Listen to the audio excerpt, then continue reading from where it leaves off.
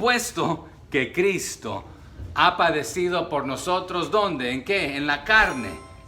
Por lo consiguiente, vosotros también ármense del mismo pensamiento.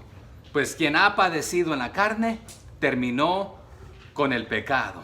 Veamos esa palabra primera ahí, puesto. En el griego es oun. ¿Qué significa esto? Esta palabra resume las lecciones extraídas del sufrimiento de Cristo. ¿Dónde vimos este sufrimiento? En el capítulo 3, versos 18 al 22. Si lo recordamos ahí, está diciendo puesto. Entonces, debido a que Cristo sufrió, y ahí dice el 18, ¿cómo? Del 3. Porque también Cristo padeció una sola vez por los pecados, el justo por los injustos. ¿Para qué cosa? Para llevarnos a Dios, siendo a la verdad muerto en la carne, pero vivificado en el Espíritu. Y ahí continúa hasta el 22. Entonces este puesto se está conectado con los 18 al 22 y están resumiendo estas lecciones de este sufrimiento de Cristo. Que su sufrimiento que Él experimentó en la carne llevó un propósito de terminar con el poder que el pecado tenía sobre el humano, y también crea una oportunidad para algo más importante, algo mejor. Ese es el servicio al Señor, viviendo en el Espíritu, para poderle traer honra y gloria, llevando a cabo su voluntad. Entonces, ¿qué dice Pedro aquí en el verso 1 con este puesto? Se puede traducir de esta manera: debido a que Cristo sufrió en la carne, en su cuerpo mortal de humillación, pero Él sin merecerlo, lo que nosotros merecíamos, Él lo experimentó. Pero hoy como humanos, usted y yo lo merecemos, este sufrimiento, pero Él lo llevó. Pero ahora de este lado de conocer a Cristo, Él nos ha perdonado, nos ha justificado, porque Él llevó el castigo sobre sí mismo. Entonces, como humanos, usted y yo merecemos morir, merecemos sufrir. Pero ahora nos dice, estén dispuestos así, siguiendo el ejemplo de Él, como Él estuvo dispuesto a sufrir sin Él merecerlo, aunque ustedes se lo merecían. Entonces sean imitadores de Él, hasta dispuestos a sufrir en obediencia, y si es necesario, hasta la muerte. Hebreos 12:2. Entonces, ¿en quién debemos poner nuestros ojos? En Jesús, el autor y consumador de la fe. ¿Y cómo hizo lo que Él hizo, este sufrimiento? El cual, por el gozo puesto delante de Él, estuvo dispuesto a sufrir la cruz y fue obediente hasta al punto de la muerte, ¿verdad? O sea que menospreció el oprobio, todo aquello que le harían, pero por lo consiguiente, porque hizo esto en obediencia completa al Padre y con gozo, ahora está sentado, ¿dónde? A la diestra del trono de Dios. Lo que Pedro, regresando allá a Pedro 4, lo que él está diciendo, ustedes como cristianos, discípulos de Jesús, ahora deben tener esta misma mentalidad, esta misma actitud. Sométanse a esta disciplina de vivir conforme a la voluntad de Dios, porque Jesucristo se sometió a la voluntad de Dios. En el huerto, ¿qué dijo? Padre, hágase. Primero oró, sí, diciendo, si es posible, ¿qué cosa? Pasa.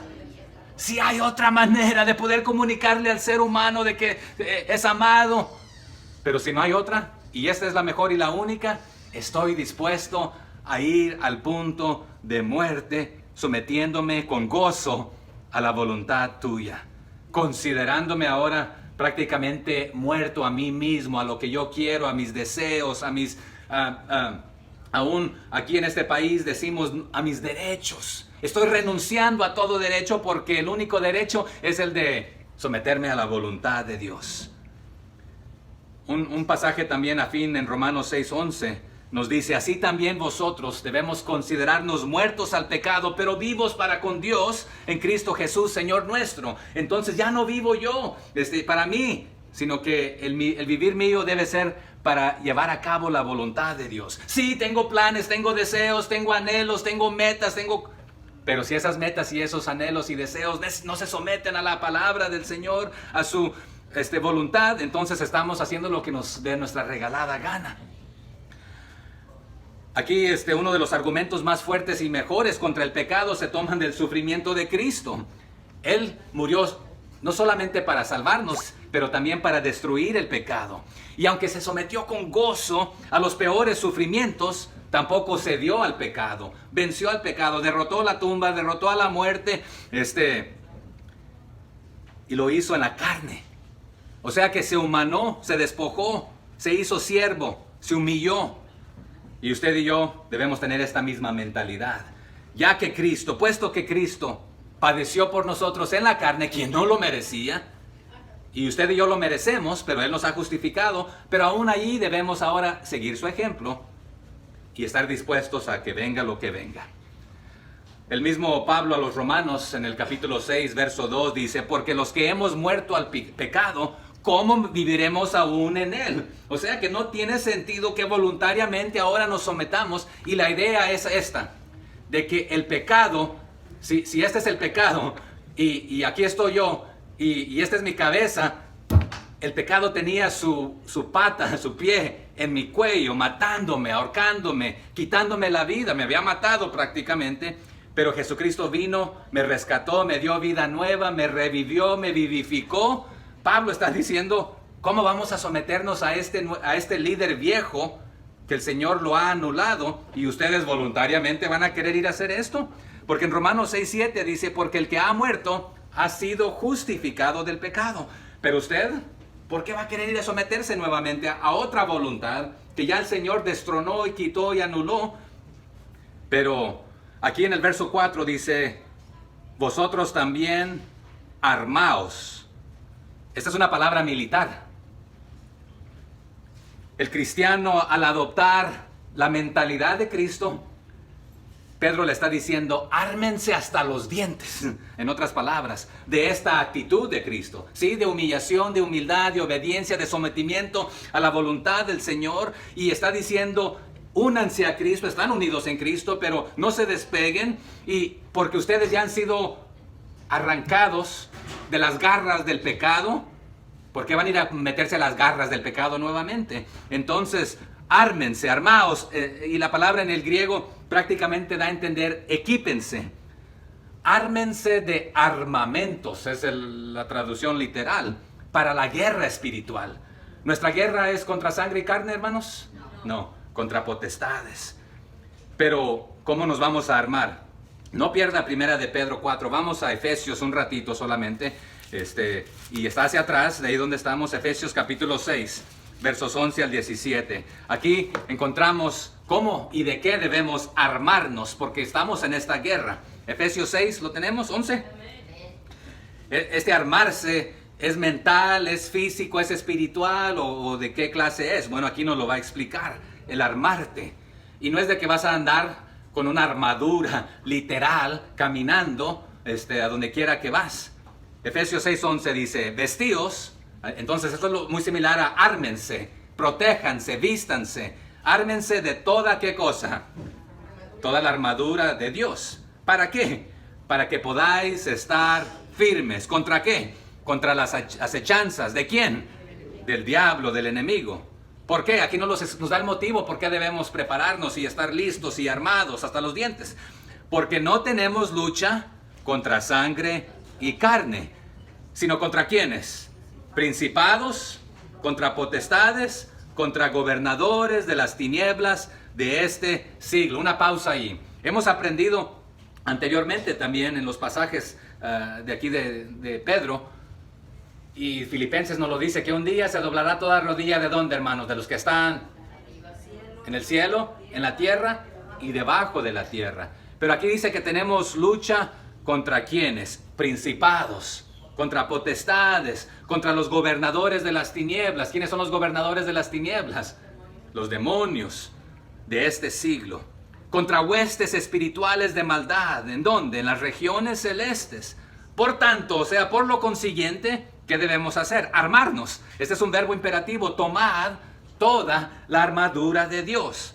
¿Para qué? Nuevamente, para que podáis resistir en el día malo, en el día que vengan ataques y contraataques y problemas y dificultades, que el enemigo te lance una curva.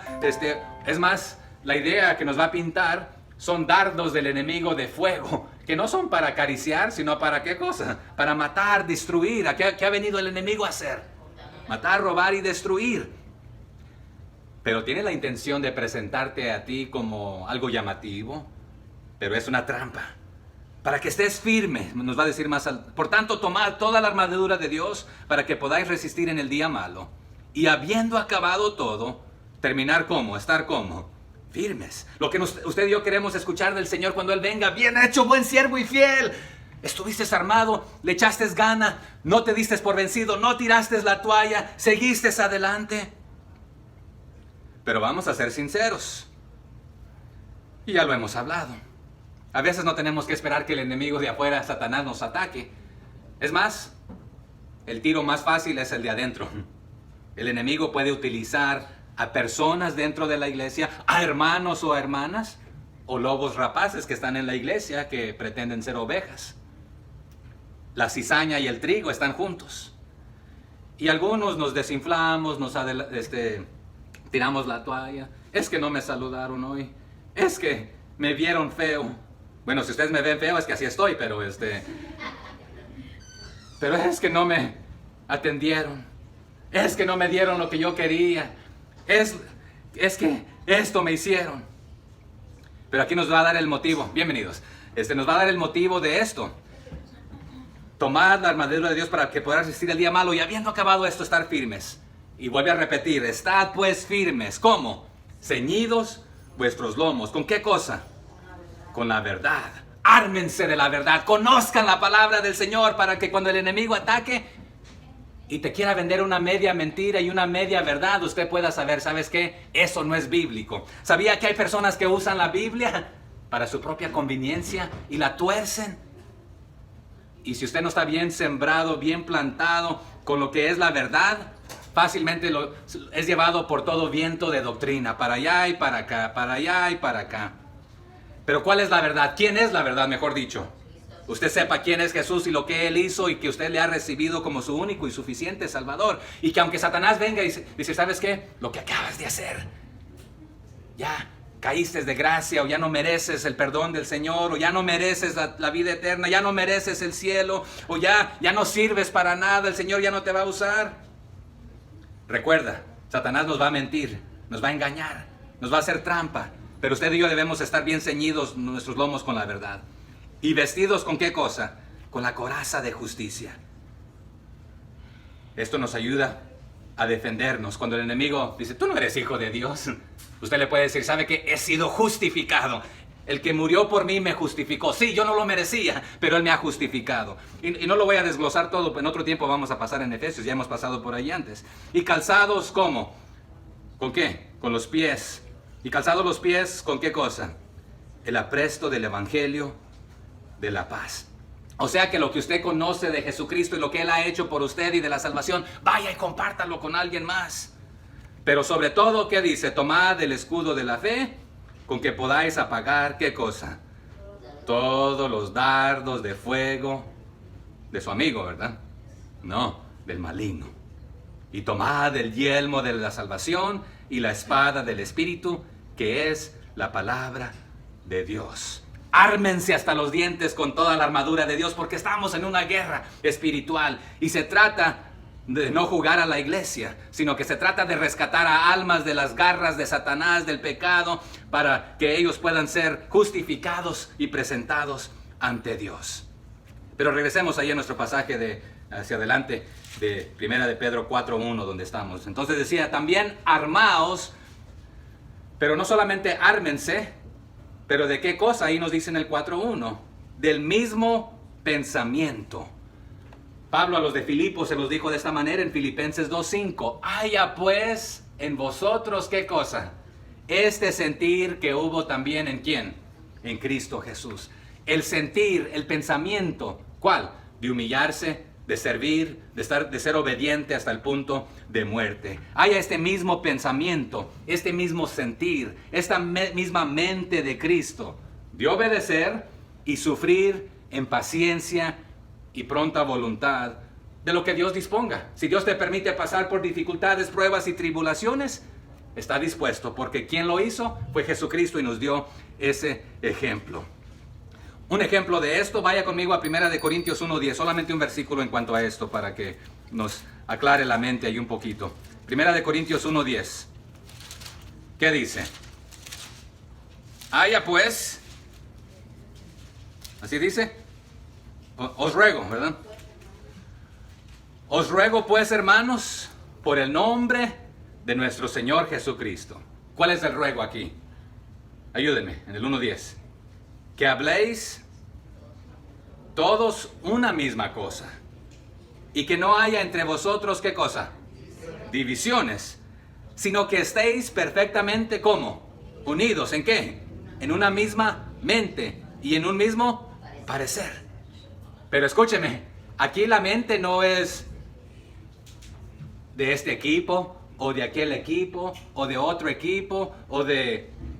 No, esa es la mente de Cristo, imitando a Cristo. ¿Se acuerdan que también en un tiempo, y no vamos a ir a ver este ejemplo por falta de tiempo, pero unos decían, yo soy mejor que ustedes porque yo soy de Apolos. Otro decía, yo soy de ¿quién? Pablo. Y otros le decían a estos dos, tú que dices de ser de Apolo y tú de que están mal, yo soy mejor porque yo soy de Cristo. Pero ¿cuál es la respuesta que se les da a todos? Todos estaban mal, porque estaban haciendo divisiones, fracciones, diciendo, yo voy a seguir a este líder y yo a aquel. Y aún los que decían, ustedes están mal por seguir a otro líder, yo sigo a Cristo, también estaban mal porque estaban causando divisiones. Pero aquí la petición es esta, que hablemos todos una misma cosa, o sea, que estemos en la misma página, en lo que creemos, en lo que decimos, cómo vivimos, pero que estemos perfectamente unidos en una misma mente. Y esta es la mente de Cristo, un parecer, este es el de Cristo. ¿Vamos claros hasta el momento? Continuamos en el 4:1 de Primera de Pedro. Entonces, armaos del mismo pensamiento. Pues ¿quién ha padecido en la carne? ¿Qué hizo? Terminó con el pecado. O sea que Cristo mismo hizo cesar este poder, este gobierno que el pecado tenía sobre ti, este yugo. Y Él lo hizo padeciendo una sola vez, pero lo hizo en su carne. Pero ahora, usted y yo, como cristianos, ya no tenemos que rendirle cuentas a nuestro amo previo al pecado. Así que, por la muerte y resurrección de Cristo, ahora se establece un nuevo dominio de gracia, de amor, sobre la vida del creyente. Y el Señor no nos sujeta a la fuerza para lo que Él nos pide hacer. El pecado, sí. Ese era nuestro amo viejo. Pero ahora es posible que el creyente viva una vida celebrando la victoria de Cristo sobre el poder del pecado. Pero ¿qué sucede, hermanos? Aquí en la carne tenemos tentaciones. Las hay todavía. Y si no fuera por esta carne de corrupción, pues todo sería perfecto, ¿verdad? Las iglesias, hermanos, si no tuvieran personas, serían perfectas. Pero no hagamos la voluntad del pecado, hagamos la voluntad de Dios. Y vamos a ver unas aclaraciones en cuanto a esto aquí enseguida. Si usted es un hijo de Dios, el verdadero cristiano, el verdadero hijo de Dios, no va a hacer tampoco su propia voluntad. Y aún las cosas de su propia lujuria, sus propios deseos. No va a vivir por las reglas del mundo, de la cultura, lo que se le dicta hacer, sino que se va a someter a la audiencia de uno, y es a la audiencia de Dios.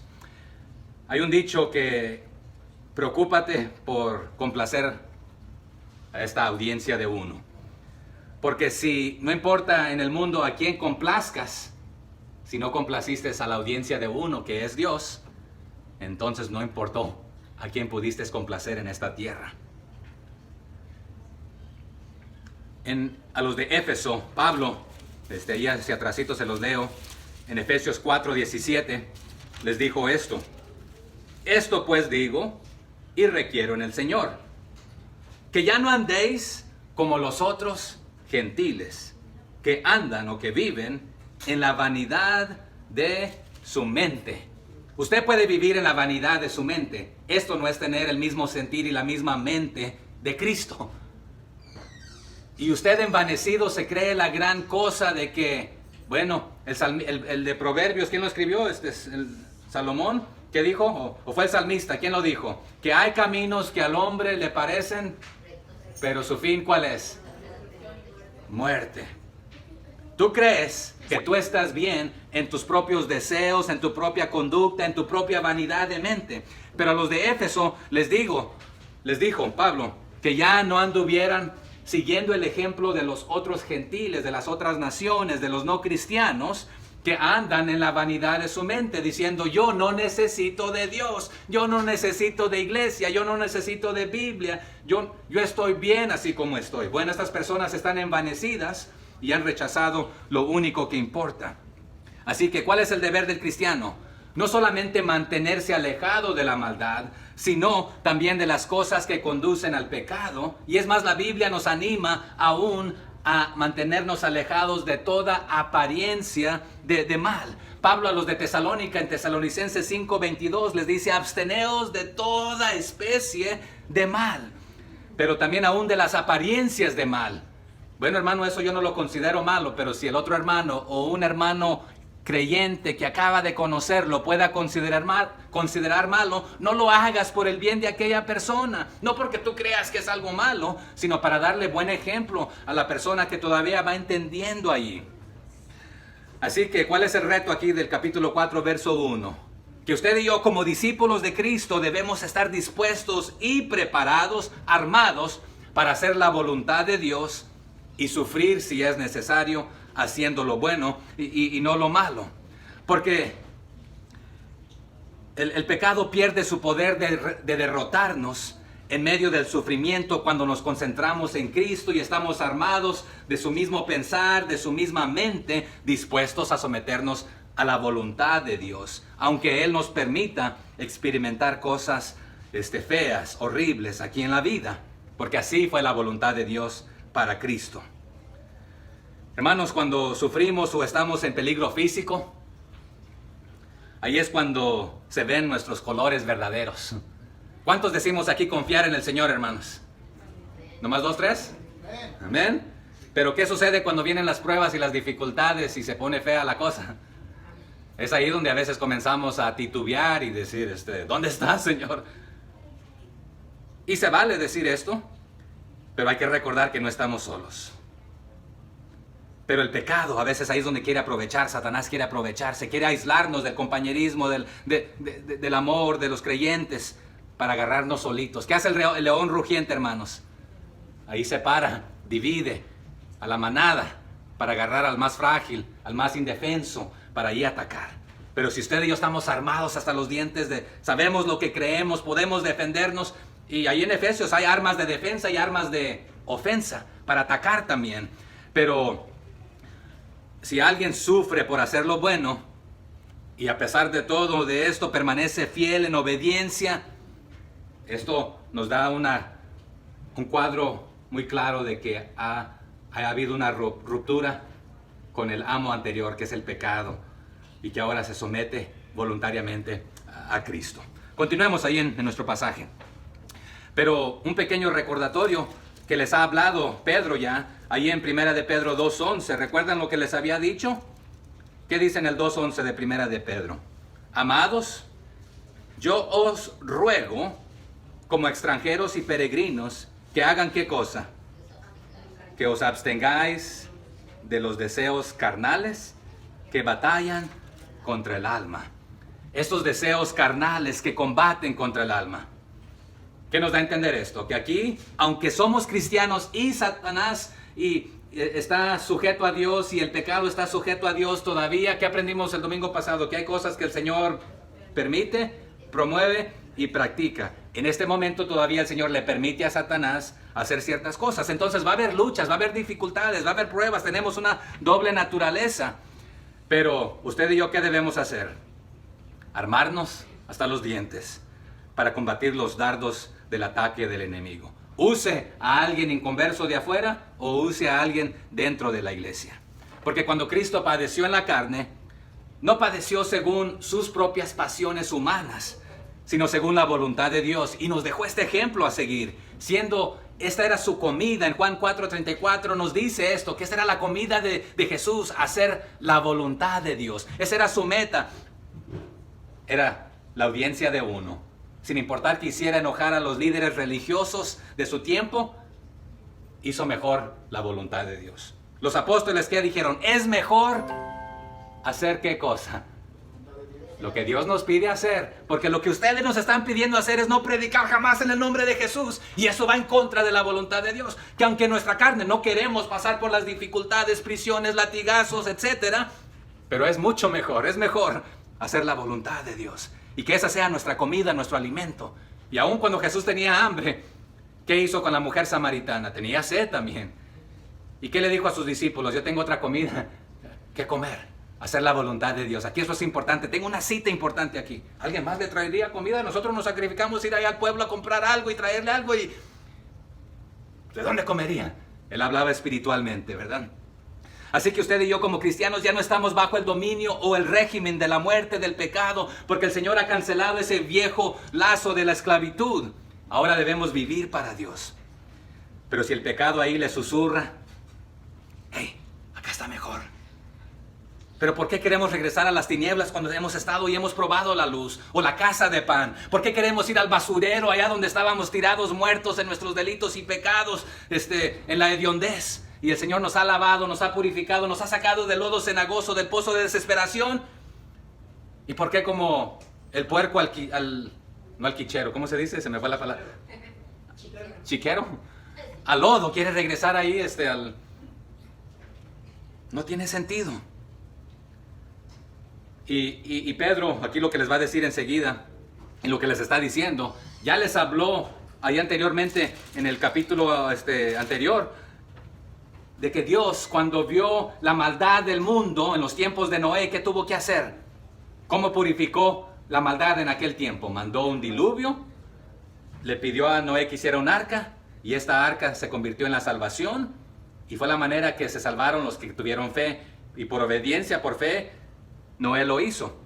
Y los que entraron en el arca lo hicieron por fe, creyendo de que vendría algo que nunca había sucedido. Así purificó Dios en aquel tiempo la maldad. Y les dio una nueva oportunidad, un mundo nuevo, por decirlo así, purificado. Pero ahora lo que Pedro les está diciendo, ya el Señor nos ha purificado de nuestra vieja manera de vivir.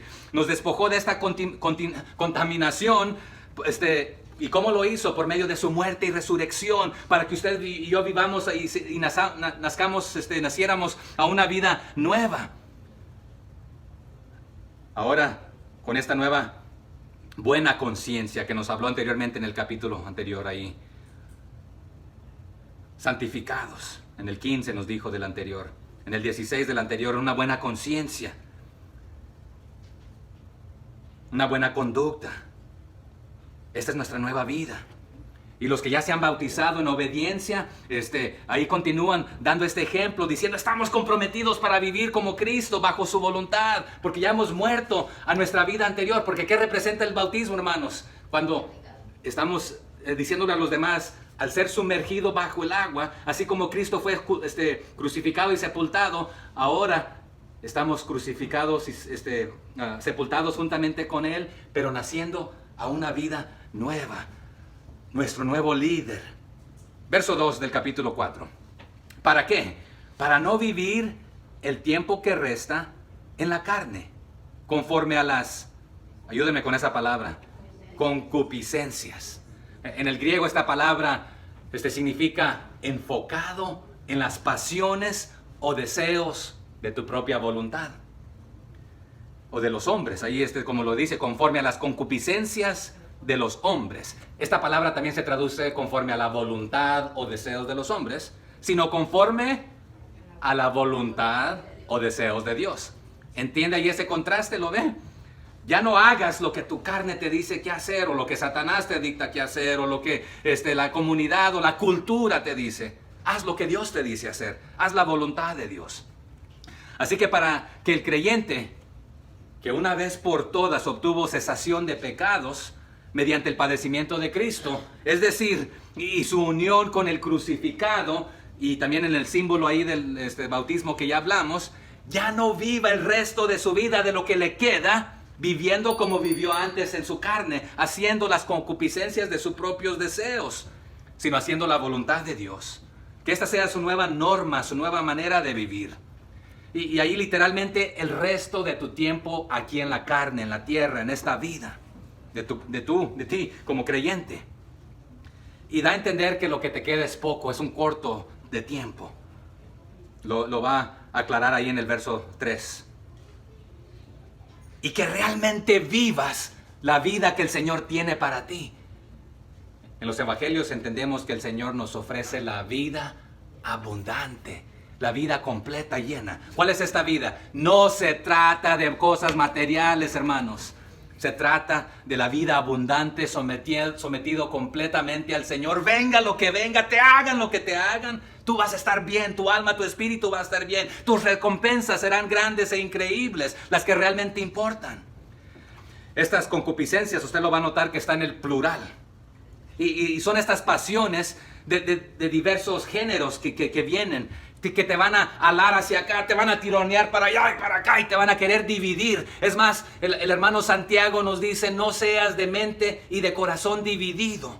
Tus lealtades que no estén divididas, con un pie en la iglesia y con un pie en el mundo, o con un pie medio haciendo lo que Dios te pide hacer y lo que tú quieres hacer, sino que entero, íntegro. Y se me fue el micrófono. Íntegro, ya no está íntegro, ¿verdad? Tironeado. Y así es lo que estas concupiscencias nos van a alar y dirigir para diferentes direcciones. Y esas están en plural. Vienen ataques, vienen deseos de diferentes, tus propios, los del mundo, de Satanás, las tentaciones. Se nos presenta en tres maneras. Todo pecado, ¿por dónde entra? ¿Por dónde más? ¿No más por ahí? Los deseos de la carne y la vanagloria de la vida, ¿verdad? Somos egoístas. Queremos lo que queremos. ¿Sabía que todo pecado prácticamente también se puede reducir al ego? Cuando un hombre le es infiel a su esposa, es que no me daba... No, fuiste egoísta, te enfocaste en ti mismo primero, etcétera. Pero cuando alguien se roba algo, no es suyo. Es egoísta, lo quiere para sí mismo, ¿verdad? Bueno, estas están en el plural. Versus la voluntad de Dios es una y es en el singular. Procura mejor cumplir esa, la más importante. Esta obediencia a Dios. Allí la palabra en el griego, las muchas lujurias variables de los hombres están contrastadas nuevamente con el único e invariable, la invariable voluntad de Dios, la única voluntad de Dios. Y pudiéramos pasar aquí un tiempecito más, no lo voy a hacer, pero la palabra aquí en el griego es thelema. Esta es la voluntad única de Dios. Pero de Satanás no se habla que él tenga una voluntad. Son muchas. Él quiere matar, robar, destruir, engañar, llevarse a cuantos él pueda al infierno o no permitirles que vayan al cielo por engañarlos, etc. Pero él es orgulloso, él es mentiroso, cuando habla de sí mismo habla, etc. Pero, por ejemplo, ¿cuál era su deseo antes de él? El orgullo, la vanidad, ¿qué cosa?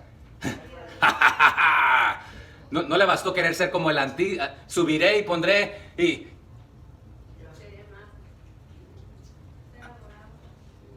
Es más, hasta quiso que el Cristo mismo se le postrara y le adorara. Le ofreció lo que era ya de él, pero pretendiendo que era de él. Sí, el humano lo había vendido, etc. Pero, últimamente, el que lo creó y es dueño de todo. Pero tiene más de una voluntad. Pedro nos va a decir que la voluntad del Señor es de que todos procedan, ¿a dónde? Al arrepentimiento y que ninguno perezca, ¿verdad? Y podemos hablar de la voluntad de Dios. Se puede descifrar en diferentes maneras, pero es una singular ahí. Regrese ahí a Primera de Pedro, que ya nos ha dicho en el 14 y 15 ahí de Primera de Pedro también. Como hijos obedientes, ¿qué nos dice? Primera de Pedro 1:14. Como hijos obedientes, no os conforméis, o sea que su mente no sea a los deseos que antes teníais, estando, ¿cómo y en dónde? En vuestra ignorancia. Entonces, ¿qué debe ser ahora? Nuestra mente debe ser la de Cristo, estar informados, etc. Ya no somos ignorantes de esto. El 15, sino como aquel que os llamó es santo, sed también vosotros santos en toda vuestra manera de vivir. Entonces, ¿qué es lo que está diciendo Pedro ahí? Como hijos obedientes, ya no os conforméis a los deseos, a la voluntad. Esa es la palabra en el griego que antes tenías, estando envanecidos en tu propia ignorancia, haciéndote pasar por la gran cosa que conocías mucho. ignorando a Dios, desechándolo. Pero ahora ya sabes que el que te llamó es santo, por lo consiguiente, vive como Él, con esta mente, siguiendo su ejemplo. En el griego también se puede traducir para que ya no viváis como antes vivías. También se puede traducir como ya no debes vivir. Ahora vive de esta manera. Pero regresamos allá a nuestro pasaje. Primera de Pedro 4:3. ¿Cómo comienza el 3? Basta ya. Basta ya el tiempo pasado para haber hecho lo que agrada a los gentiles, a los del mundo, andando en lascivias. Esta palabra en el griego se puede traducir sensualidad, dándote autolicencia sexual, descarrilada a tus pasiones desordenadas. En otros pasajes se traduce de esta manera. Entonces, andando en lascivias, concupiscencias, ya vimos esta palabra, embriagueces, orgías. Esta palabra orgías son estos deleites internos corruptos que muchas veces van acompañados del vino y lo sexual. Nuevamente dándole rienda suelta. Disipación. Y esta disipación también se puede traducir disolución.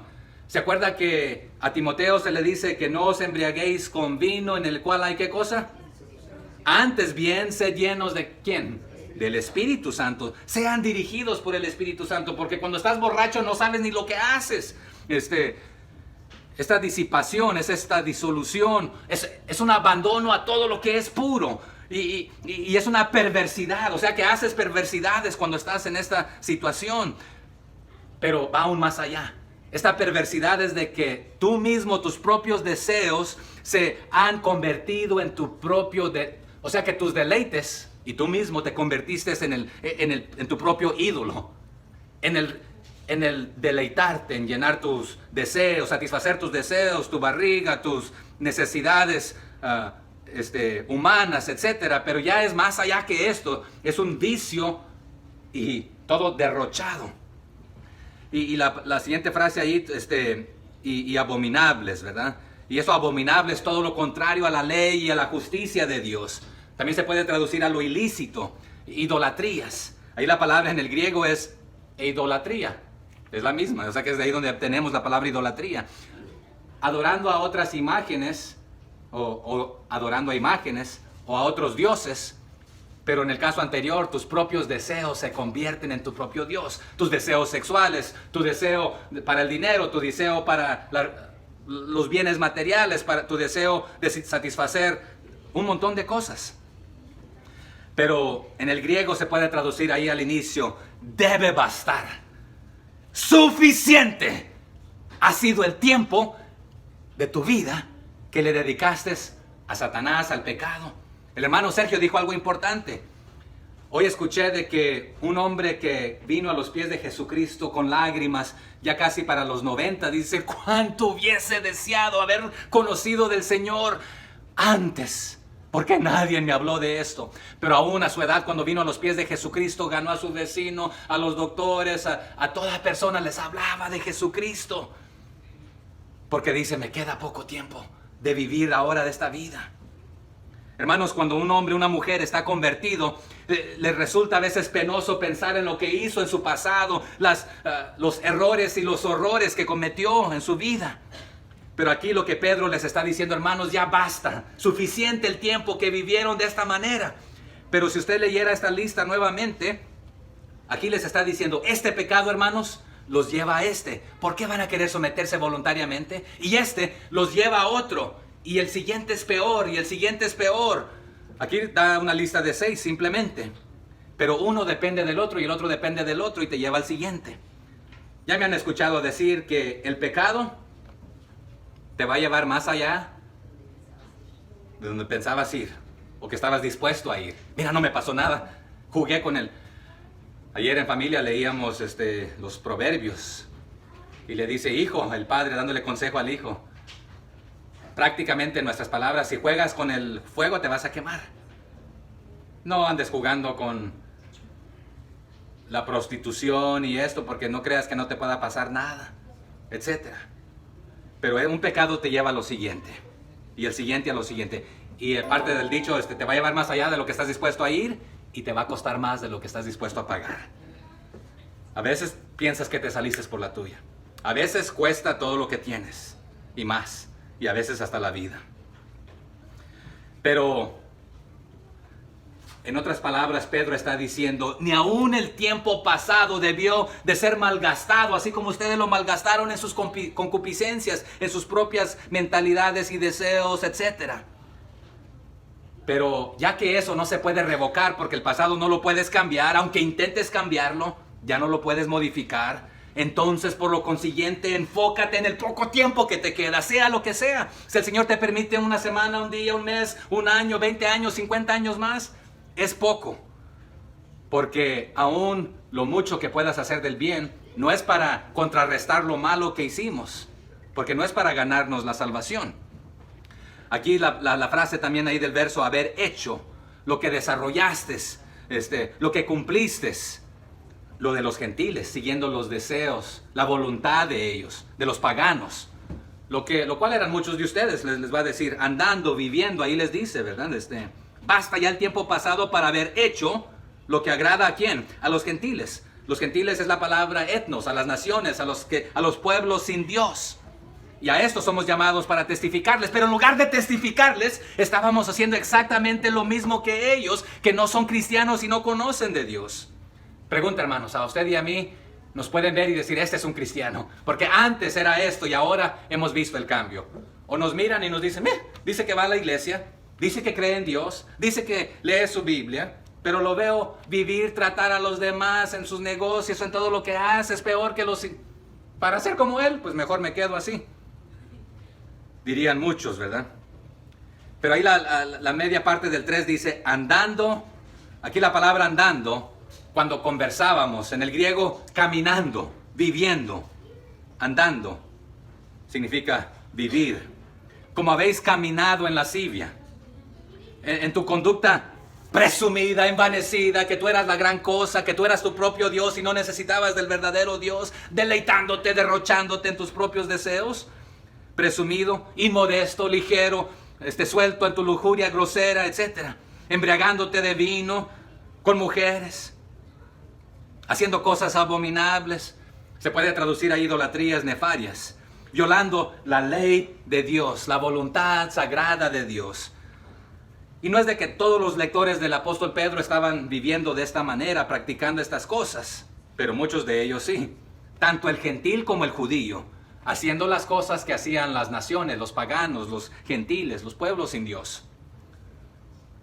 Pero recalco que aquí los 6 términos están en el plural, y describen una serie de actividades de una conducta que va de mal en peor y con más desenfreno continuo. En el Antiguo Testamento, donde recordamos que vivió el pueblo del Señor de esta manera, en el libro de los jueces. Cada quien hacía, esa era su mente, que lo mejor que era lo que yo quiero hacer. Pero ¿cómo iba este ciclo vicioso? Es el mismo ciclo vicioso. Si estaban bien cuando el Señor los rescató, caían en pecado. El Señor les permitía que fueran oprimidos, y cuando estaban oprimidos lloraban, clamaban, Señor, acuérdate de nosotros que sufrimos. Les mandaba un libertador, los restauraba, ¿y qué hacían? Y el ciclo no nomás era así, sino que era de mal en peor. Pablo a los romanos también les escribió algo similar, si lo quieren leer. Vamos a leerlo rápidamente. En Romanos 1, 29 al 31. Porque no nomás son aquí los creyentes de la diáspora, en el exilio, que están esparcidos. Romanos 1, 29, ¿qué dice? ¿Ya llegaron? Estando atestados de toda injusticia, fornicación, perversidad, avaricia, maldad, llenos de envidia, homicidios, contiendas, engaños y malignidades, murmuradores, detractores, aborrecedores de Dios, injuriosos, soberbios, altivos, inventores de males, desobedientes a los padres, necios, desleales, sin afecto natural, implacables, sin misericordia. Ay. Hermanos, cuando ya no vivamos como vivíamos antes, algunos nos van a maltratar, algunos se van a burlar. Cuando mi padre, el Señor hizo el cambio en él, los amigos con que él tomaba se burlaban. Le pusieron ahí un apodo un tiempo, mandilón, y le daban por donde el orgullo toca a veces, muéstrale que tú eres el hombre. Tu vieja te manda, le decían. Muéstrale que tú eres el hombre y que tienes agallas. Vámonos de parranda. Cuando ya no hagas las cosas que hacías antes, algunos te van a tachar, te van a maltratar, se van a burlar. Pero nuestras prioridades han cambiado. Ya no hacer la voluntad nuestra propia de nuestros deseos carnales, físicos, ni lo que el mundo nos ofrece, ni lo que Satanás nos ofrece, lo que la cultura nos ofrece, sino la voluntad del Señor. Es la mejor cosa que podemos hacer. Pero nuestra vida, nuestras actividades van a ofender a algunos si hemos cambiado. Algunos quieren ser convencidos de que realmente usted y yo hemos cambiado, que estamos madurando, que estamos dejando ciertas cosas. Y no quiere decir que cuando usted acepta a Cristo así, de la noche a la mañana cambió todo, sino que esta es una transformación. Le nombramos en el ámbito cristiano santificación este proceso, que el Señor nos va moldeando día tras día más a la imagen de Jesucristo. Pero va a haber oposición. Hay que animar a los más pequeños. Pero para algunos va a haber disolución, y aquí va a haber derroche, búsqueda excesiva del placer, el beber en exceso, relaciones sexuales ilícitas. Pablo, a la iglesia de los Corintios, no vamos a ir a leerla, en su iglesia les dice, están haciendo cosas que aún ni se nombran. ¿Entre quiénes? Entre los gentiles. O sea que en su iglesia tienen a uno que está metido con su propia madrastra. O sea que le quitó la esposa al padre. Y ustedes allá alegres y contentos. Que mira, qué listo. No. Estas cosas ni entre los cristianos se escuchan. Pero entre ustedes viven como que no ha pasado nada. ¡Basta! Lo que hicieron en el pasado. Y aquí medio está dando a entender también que entre algunos de ellos, sí, desaparecieron todos estos vicios, estas malos deseos, sometimientos a la carne. Pero aquí algunos los está amonestando. Ya dejaron este tiempo. Déjense de influir por el mundo, por el pecado, por la cultura, por sus deseos viejos. Ahora, permítanse influir por la voluntad de Dios. Lo mejor.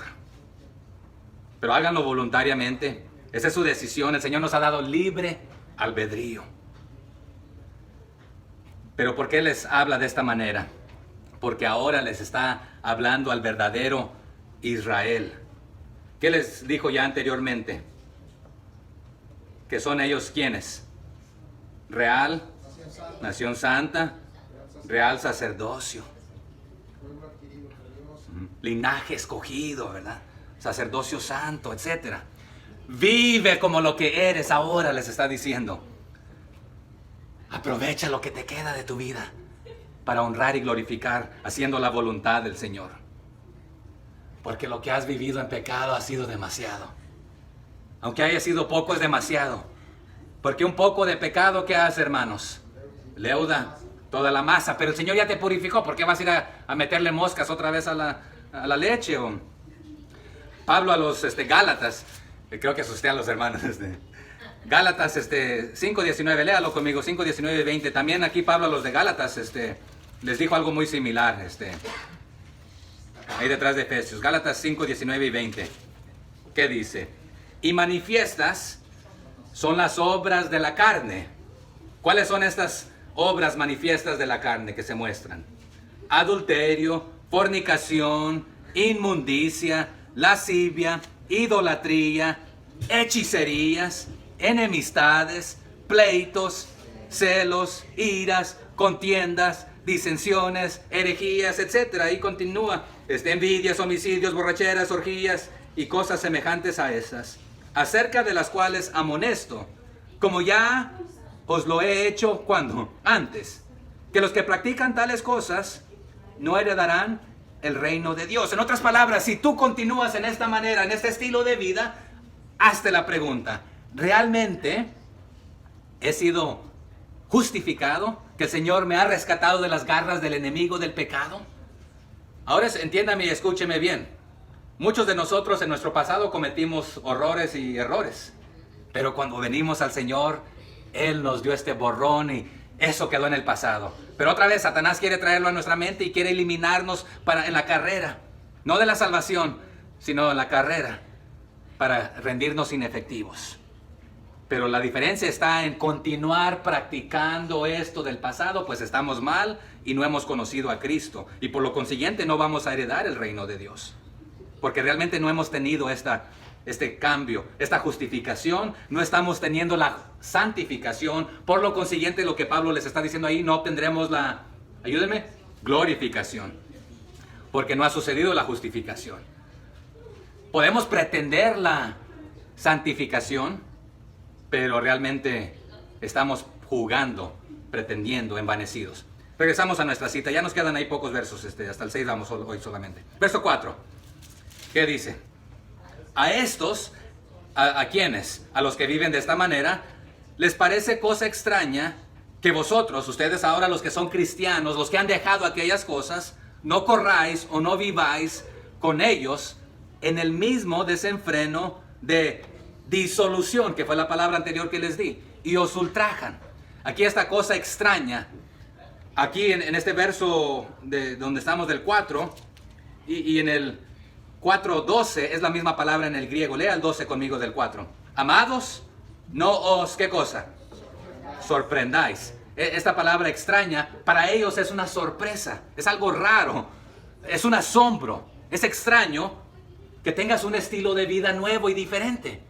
O sea que antes vivías mintiendo, robando, haciendo lo que te daba tu regalada gana, tomando, moviendo el esqueleto, haciendo trampa, robándole al jefe, etcétera.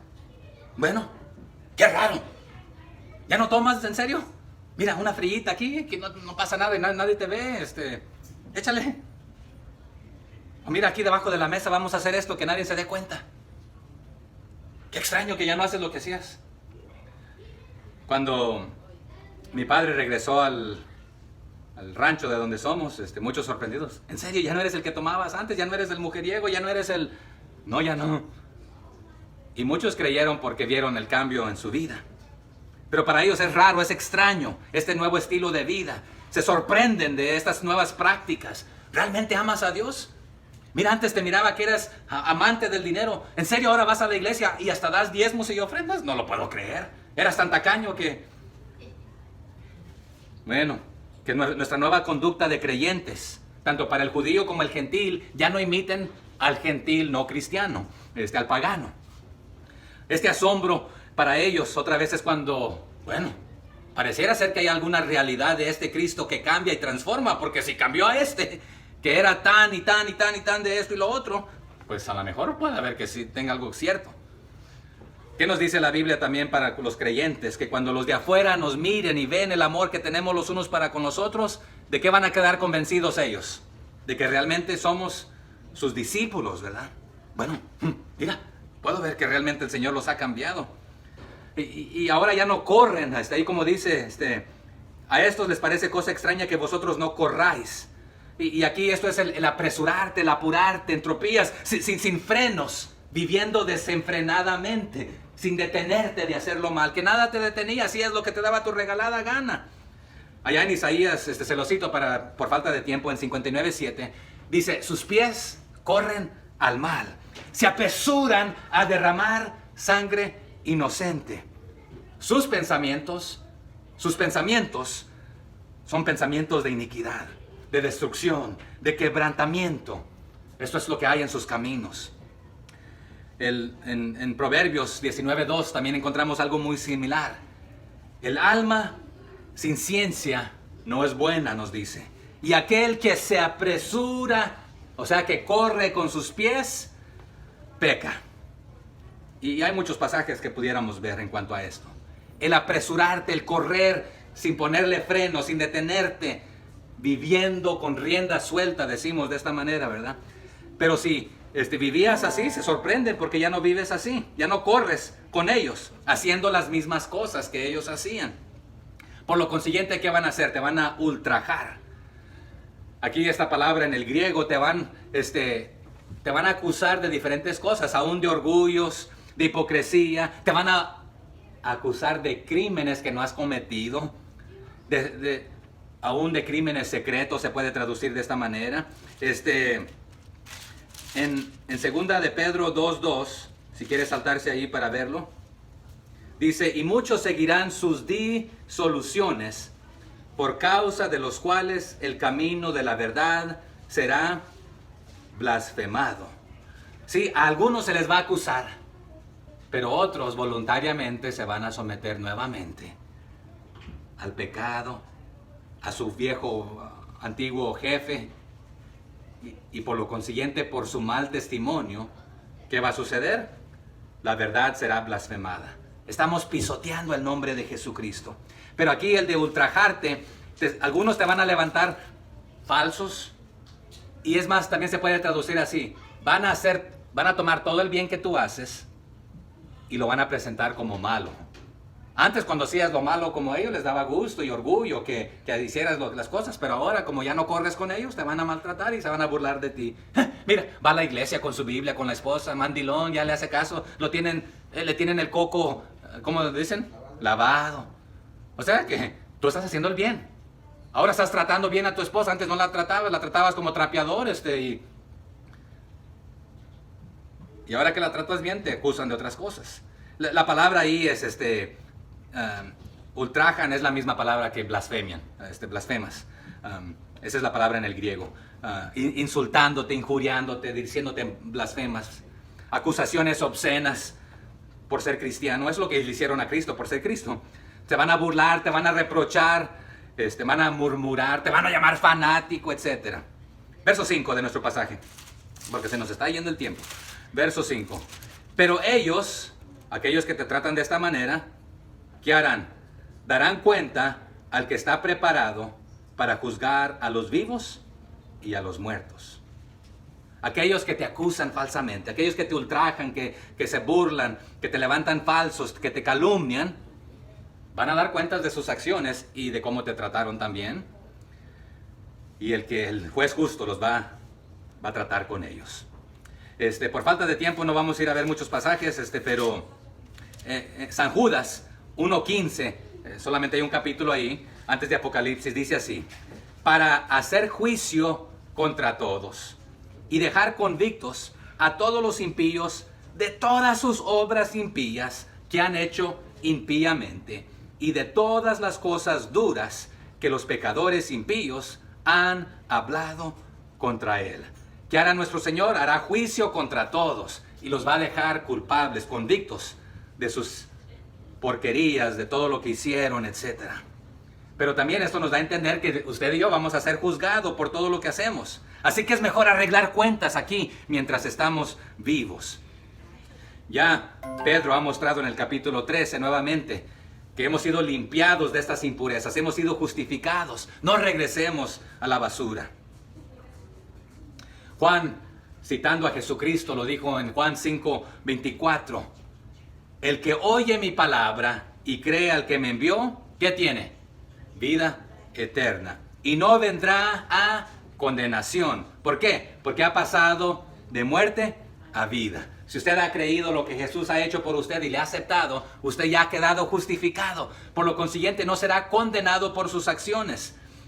Pero aquí está el fundamento. El fundamento de la salvación es que usted y yo hemos creído en Jesucristo.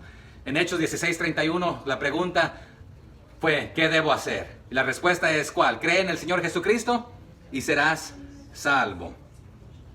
Pero el fundamento para el juicio es cómo hemos vivido esa creencia. ¿Se entendió la diferencia ahí?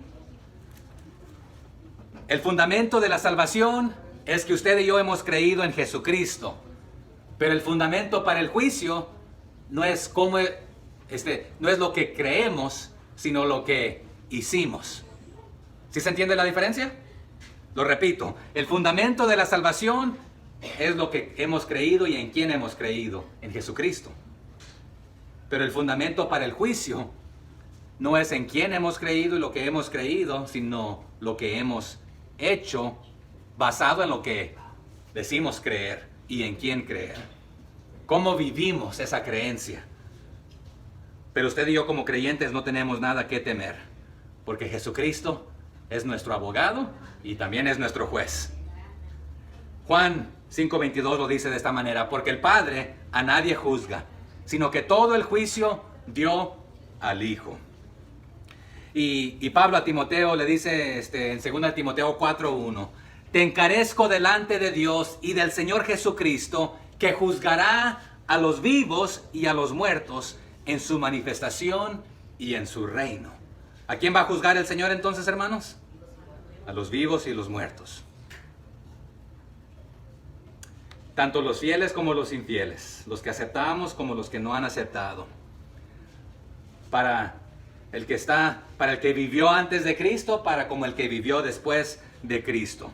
Y si el pasaje anterior del 3:18, 19 se entendió de que los que están muertos en ese momento, y hermana Josefina, aquí es donde entran algunas de las teorías para dialogar, porque si el cielo se abrió después de la muerte y resurrección de Cristo, que fue lo que sucedió, aquí Pedro va a usar la palabra muerte, y a veces se usa para los que han muerto antes de Cristo y después de Cristo. O sea que ya aquí estamos en el tiempo después de Cristo, cuando Pedro les está escribiendo a estos. Y les está diciendo que el juicio será para el que vivió antes de Cristo, que ahora están muertos. Pero si Mateo nos habló de los que resucitaron, y sabemos que ese contexto fue inmediato, de las tumbas inmediatas. Pero algunos lo interpretan que todos los que habían muerto resucitaron hasta ese momento y ahora de allá para acá. Pero aquí Pedro les está diciendo entonces los que han muerto en el transcurso de su resurrección hacia acá, o si se está refiriendo a todos los muertos antes de esto, a los cuales también se les anunció las buenas nuevas mientras vivían, o si Jesucristo allá en el verso 19, que dice del capítulo 3, en el cual también fue y predicó a los espíritus encarcelados, si se refiere a los que murieron y fue y predicó a sus espíritus. Pero lo que sí nos está diciendo, las buenas nuevas primero fueron anunciadas cuando Cristo, no solamente cuando Cristo estuvo en la tierra, sino que se han anunciado desde antes de Jesucristo, se anunciaron durante el tiempo de Jesucristo y se continúan anunciando ahora. Entonces, ¿qué sucede? Bueno, Efesios 1:4 nos ayuda a entenderlo, pero se nos va el tiempo rápido, si lo quiere leer más tarde usted en casa. Pero lo que está diciendo es de que toda la humanidad, un día, va a ser juzgada. Tanto los que han muerto, como los que están vivos en este momento, que hoy en nuestro momento ya murieron, pero usted y yo, que estamos vivos, si el Señor no ha regresado, seremos juzgados. Los que vivirán después de nosotros, si Él retarda su promesa, serán juzgados. Pero regresando aquí a la parte de los muertos, nuevamente, pregunta aquí para analizar. Es una referencia a los que, aunque físicamente fallecieron, su cuerpo retornó al polvo, que ellos previamente habían recibido y aceptado el Evangelio, y que aunque sufrieron potencialmente físicamente en la carne, pueden gozar de esta relación espiritual ahora con Dios. Y puedo hablar un poquito más de esto, pero aquí hablando de este pasaje, nos dice que Él es el juez, va a juzgar a los vivos y los muertos en el 5. Todos los que se burlaban, todos los que se reían de los que querían vivir rectamente, obedeciendo la voluntad de Dios, los que se opusieron a Cristo van a ser juzgados. Pero todos los que intentamos vivir haciendo el bien, también vamos a ser juzgados. No para nuestra salvación, sino para nuestras buenas obras, pero no para ganarnos la salvación. Pero algunos interpretan que aquí Pedro está convencido de que aquellos que se burlaban, en su interior ellos sabían lo que era justo y correcto, pero optaban por no hacerlo. Sabe que Cristo es la norma de validez universal para toda la humanidad y por tanto también es el único que puede ser el juez para toda la humanidad. Nadie quedará exento de su juicio. Ni los vivos en este momento, ni los muertos que acaban de morir, ni los muertos de antes, sino que todos. Pero algunos interpretan que los vivos en este momento que Pedro está escribiendo, pronto escucharían el Evangelio si no lo habían escuchado. Y los antes que lo escucharon, pues, y que ya murieron, también ya van a estar listos para el juicio. Se puede traducir que el juicio está listo para ser ejecutado, aunque a unos ya también se han autocondenado por el juicio que ellos dijeron, decir, ¿sabes qué? Yo no necesito de Dios. Entonces se han autocondenado, ya tienen su juicio. Pero Dios se puede traducir de esta manera: juzgará prontamente, con la precisión infalible de su conocimiento perfecto, de que Él ya sabe que fulano, mengano y sultano tuvieron la oportunidad de escuchar el Evangelio, lo rechazaron y por lo consiguiente, ahora ya Él conoce de las oportunidades que han tenido, que se les han brindado, pero optaron por rechazarle o aceptarle. Y terminamos ahí con el verso 6. Porque por esto también ha sido predicado el Evangelio, y aquí es donde entra esta cuestión, a los muertos, para que sean juzgados en carne, según los hombres, pero vivan en espíritu, según Dios. Esta primera palabra, porque, nos da la razón por qué el juzgar a los muertos.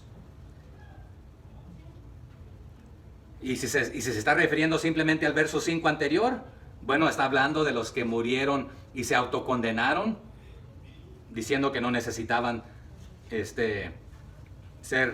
no necesitaban de Jesús, y se les predicó el Evangelio y lo rechazaron y no. O si estos muertos se está refiriendo al versículo 19 del capítulo anterior, a los que Cristo fue a predicarles, si se interpreta de esta manera. Si se interpreta de esta manera, se puede traducir también a los muertos se evangelizó, tanto como a los vivos se está evangelizando. Y a los que se hallen vivos cuando el juez venga, también se les va a juzgar. Pero aquí la pregunta para mí es si estos muertos es en sentido literal o está hablando del sentido espiritual, como usted y yo estábamos muertos en nuestros delitos y pecados. O si está hablando Pedro en el literal que murieron, porque en la Biblia mayormente para el cristiano se habla que los que duermen. Pero si lo interpretamos así, el juez está listo para juzgar a vivos y muertos. Los muertos porque ellos también en su vida fueron evangelizados a fin de que pudiesen ser juzgados de la misma manera que los que ahora que están vivos y los que estarán vivos cuando el Señor venga. O sea que viviendo en la carne como hombres, como mujeres, no podrán evitar la condenación si no abrazaron el Evangelio anunciado. Pero si lo abrazaron, pueden vivir vivificados para con Dios, aunque ya han muerto físicamente en la carne. Y dice vivos, no vivificados aquí, a los que viven, a los que están vivos.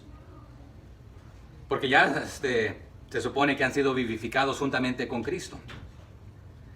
Pero una cosa sabemos, que Pedro como Pablo también argumentan que los que han sido hallados vivos en la venida de Cristo no tendrán ventaja sobre los que, habiendo muerto en Cristo físicamente, serán resucitados. Tesalonicenses nos habla de esto, ¿verdad? Pero aún si usted y yo vivimos en los propósitos de Dios y nos permitió morir físicamente antes de que Él venga, ¿se está refiriendo a estos?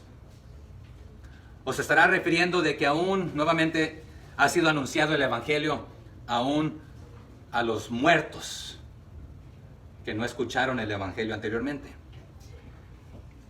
Puede interpretarse también de esta manera, que en estos tiempos algunos de los que no creían en Jesús, en Cristo, ustedes los cristianos dicen que tienen vida eterna, y mira, les hemos matado a muchos de los de ustedes. ¿Dónde están? También se mueren igual como los nuestros. Así que potencialmente aquí pueda estar refiriéndose Pedro y anticipa una posible objeción al Evangelio por parte de los oponentes de los cristianos. Si ustedes hablan del regreso de Cristo y dicen tener vida eterna aquí y ahora, ¿por qué ustedes entonces mueren como el resto de nosotros? Y sufren como los demás. Ya que dicen que supuestamente que la muerte no tiene dominio sobre ustedes. Pero puede ser que la respuesta de Pedro aquí aún está diciendo que aún los muertos, han sido juzgados en la carne como los hombres por haber sufrido la muerte física. Pero debido a que se les ha anunciado el evangelio mientras ellos estaban vivos, y ellos respondieron, ahora están vivos según la carne, pero muertos en espíritu, si no respondieron positivamente. ¿Sabía que toda persona tiene esa opción de responder al evangelio cuando lo escucha? De aceptarlo o rechazarlo. Pero si usted lo aceptó, también tiene una opción para responder. Dejárselo o compartirlo. ¿Qué va a hacer con el evangelio? Si fue la primera y lo rechazó, pues se ha condenado. Ya el juicio ha caído. Si usted murió. Pero algunos te pueden juzgar humanamente. Pero los cristianos de todas las épocas debemos estar listos en todo momento para el regreso de Cristo, como para dar por terminado al orden actual. Pero debemos velar y orar, estando en autodisciplina, amor mutuo, diligentemente, siendo buenos mayordomos de la multiforme gracia de Dios, que la vamos a ver más tarde, de los dones, de los talentos, de las habilidades que nos ha dado. ¿Cómo es, pues, posible que se anunciara el evangelio a los muertos de los siglos pasados? Yo interpreto la palabra, hermanos, que la única oportunidad que tenemos para creer en el Señor es en esta vida. Algunos interpretan que, como ya dijimos en el 19, que se les predicó a aquellos que no creyeron. Pero si usted no creyó en esta vida, en el tiempo antes bíblico y en el bíblico, la palabra en el griego, ¿quién la sabe para evangelio? ¿Alguien me ayuda? La palabra para evangelio. Evangelion. Buenas nuevas, buenas noticias. Pero aún en los tiempos de reyes, evangelio era el mensajero que corría a todo dar para anunciar que ya está instalado un nuevo rey. Y estas eran buenas noticias para los que estaban del lado de este rey. Para los que estaban en contra de este rey, ¿qué clase de noticias eran? Malas. Por ejemplo, en el tiempo de David y de Saúl, en esos tiempos, el nuevo rey, ¿qué hacía con toda su oposición? Los mataba. Pero David, ¿qué hizo? Tuvo misericordia. Aún de un inválido que era de la familia, descendencia, preguntó, ya por ahí queda alguien. Y por ahí queda un minusválido. ¿Cómo se llamaba? Mefiboshet, ¿verdad? Mefiboshet. Es difícil de decirlo. Es más, hay un juego de palabras de estos dos nombres porque algunos no podían pronunciarlo. Mefiboset y Mefiboshet. Pero, ¿y qué hizo David? Lo trajo y aún le permitió comer de su mesa. Usted y yo estábamos en el reino de tinieblas del pecado, pero el Señor nos rescató de allí, nos trajo a su mesa, a su banquete. Hoy como a su mesa. Pero para los que no le aceptan, su juicio, su justicia va a caer sobre ellos. Ya no como un Señor misericordioso y amoroso. Entonces la noticia de un nuevo rey era buena noticia para el que estaba a favor de este rey, pero el que no, era mala noticia. Hermanos, así sucede en la predicación del evangelio. Para el cristiano, Jesucristo, Rey, Señor, es juez, buena noticia. Pero para el que le rechazó, esta piedra que desecharon va a caer sobre ellos y va a ser mala noticia. De esta realidad habla Pedro. Y gracias a Cristo y a su muerte, por amor a nosotros, a la humanidad, lo que es bueno para usted y para mí, el que creyó, es malo para aquel que le rechazó. El evangelio, la cruz, Jesucristo, para unos significa pena de muerte, pero para otros vida eterna. Juan lo dijo de esta manera en Juan 5, 25 al 29. De cierto os digo, viene la hora y ahora es cuando cuando los muertos oirán la voz del Hijo de Dios y los que la oyeren vivirán. Porque como el Padre tiene vida en sí mismo, así también ha dado al Hijo el tener vida en sí mismo. Y también le da autoridad de hacer juicio, por cuanto es el Hijo del Hombre. No os maravilléis de esto, porque vendrá cuando Todos los que están en los sepulcros oirán su voz, y los que hicieron lo bueno saldrán a resurrección de vida, mas los que hicieron lo malo a resurrección de condenación. Pero aquí no está hablando de buenas obras y malas obras simplemente, sino de la obra de aceptarle o rechazarle, que conlleva las otras obras. Pero nuevamente termino con esto, ya terminé. Aquí Pedro se refirió a los espiritualmente muertos en delitos y pecados, como ya mencionamos. O si necrus, que es la palabra en el griego que usa, la está usando en un sentido literal, físico, o muerte, como en la oración anterior. Pero pareciera difícil que Pedro emplee aquí la palabra metafóricamente. ¿Se refiere entonces a aquellos que han muerto o están dormidos desde que escucharon el Evangelio y creyeron esperando su retorno? Ya que parece imposible que alguien pudiera recibir el Evangelio después de la muerte. Entonces, si se interpreta de otra manera, es un mensaje de aliento aquí, que los cristianos que recibieron el Evangelio, que desde entonces han sido juzgados en la carne al morir, al dormir, pero compartirán la vida eterna. Así como nos dice Tesalonicenses 4 del 13 al 18. ¿Quién lo cita? ¿Alguien se lo sabe de memoria? Primera Tesalonicenses 4 del 13 al 18. Tampoco queremos, hermanos, que ignoréis acerca de quiénes, de los que duermen, para que no os entristezcáis como los otros que no tienen esperanza. Porque si creemos que Jesús murió y resucitó, así también traerá Dios con Jesús ¿a quiénes? A los que durmieron en él. Por lo cual os decimos esto en palabra del Señor, que nosotros que vivimos, que habremos quedado hasta la venida del Señor, no pereceremos. No precederemos a los que durmieron.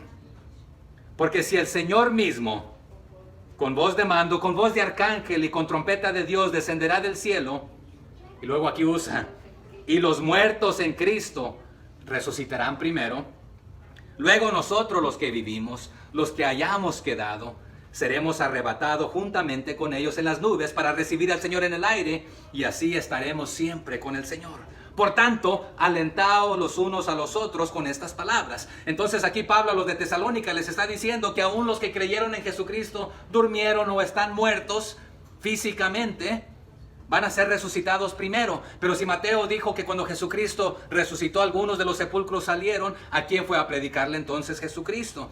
Y si todos los que habían creído antes de Jesucristo resucitaron, nuevamente aquí se refiere entonces después de Jesucristo todos los que han muerto, o se está refiriendo a todos los que han creído desde que creyeron por fe viendo hacia adelante.